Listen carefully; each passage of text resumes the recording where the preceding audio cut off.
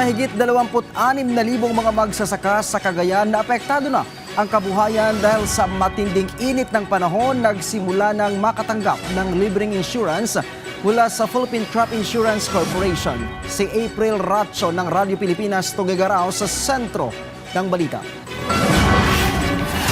Tuloy-tuloy ang pagdating ng mga magsasaka sa opisina ng Philippine Crop Insurance Corporation o PCIC Region 2 dito sa lungsod ng Tuguegarao.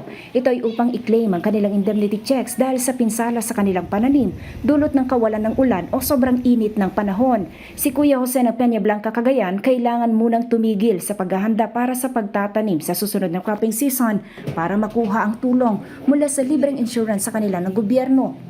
Sa ganitong paraan daw kasi maibalik kahit papaano ang kanilang nagastos sa pagtatanim. Salamat naman sa PCIC. Kami nakatanggap ng ganitong pera mo. Salamat sa Diyos. Yun din sa tayo. Yun man. Yun ang importante yung pagtrabaho. Magandang pag-random. Ganun man. Si Ate Helen naman, regular daw na nagpaparenew ng insurance sa PCIC para makakuha ng benepisyo sakaling maapektuhan ng kalamidad ang kanilang sakahan. Kasi sobrang drought wala yun parang gaya ng gastusin ko, hindi naman ano yung mga ibang mamahalin ng mga bilihin gaya ng bigas, ganun po. Kabilang sina Kuya Jose at Ate Helen sa mahigit 26,000 claimants matapos na matuyot ang kanilang mga pananim, lalo na sa mga maisan.